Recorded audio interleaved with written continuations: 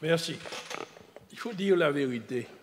D'ailleurs, j'ai vu que le rapporteur a utilisé du futur au début et puis il a buté sur une phrase pour donner la période de réalisation. Il a bien regardé, il a vu que la période de réalisation commence en 2014. Ce n'est pas un projet. Un projet, c'est ce qui n'est pas encore fait, ce qu'on a l'intention de faire. C'est un programme qui a déjà été réalisé et qui est en cours de finition. On est en train de faire remonter maintenant les factures. C'est un vaste programme qui a été sur la mandature précédente élaboré parce qu'un diagnostic qui a été fait le long des plus de 1000 km de route ont montré qu'il y avait à intervenir parce qu'il y avait des dangers. À l'époque, et c'est pourquoi j'ai été surpris, peut-être même agréablement surpris, de découvrir ce dossier en commission. D'ailleurs, j'attire l'attention des collègues, ce dossier sera traité 2 fois dans cette pleine plénière. Une fois pour prendre la délibération, pour voter le plan de financement, et une seconde fois, vous verrez, ça viendra au titre des dossiers de la DFE, c'est-à-dire pour avoir des fonds européens. Après, je dis que j'étais agréablement surpris, c'est-à-dire, lorsque nous avons fait les études à l'époque, j'avais interrogé, j'avais ça en responsabilité de savoir si ces travaux pouvaient être éligibles aux fonds européens.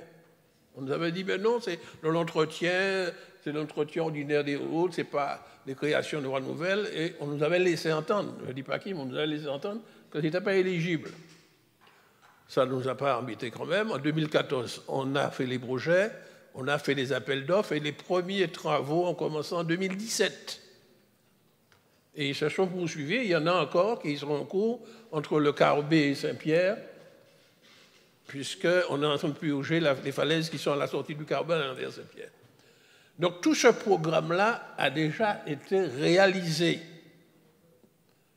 Et puis, miracle, j'apprends en commission que ce serait éligible, et c'est pour cela que ça vient éligible aux fonds européens. J'espère que c'est vrai, que c'est éligible aux fonds européens.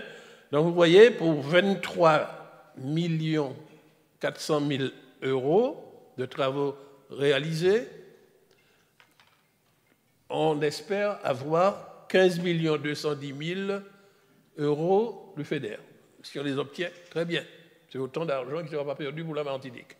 Mais je voulais rétablir des faits, puisque tout le rapport est fait au futur, sera ceci, sera cela. Je voulais quand même reconnaître que nous avions eu le souci de mettre en sécurité toute une série de voies là-dessus. Maintenant, il y a quand même un problème. J'ai attiré l'attention en commission. Vous savez que l'Europe était chatouilleuse sur la communication. Ils souhaitent toujours imposer que le public soit informé de ce qui est financé, de ce qu'il finance. Or, sur les panneaux de chantier que nous avions mis à l'époque, on n'avait pas indiqué des fonds européens, on avait indiqué pris en charge à 100% par la CTM. Alors, je fais une recommandation. Bien que ce n'est pas le rôle de l'opposition de faire une recommandation. J'ai fait la recommandation, c'est pour tous ces chantiers, ils sont nombreux, aller implanter des panneaux avec le drapeau étoilé là bleu pour dire que ce projet était financé par les fonds européens. Sinon, vous ne les aurez pas. Nous connaissons des précédents où il a fallu, en catastrophe, aller mettre ces petits panneaux parce que les contrôleurs européens qui viennent longtemps après, a posteriori, la première chose qu'ils regardent lorsqu'on leur présente tel ou tel projet, est-ce que le public avait été informé que c'était financé avec des fonds européens. Voilà la petite recommandation que je fais. Donc je voulais rétablir ces faits pour l'information des élus, mais également ceux qui nous écoutent au-delà de cette salle. Merci.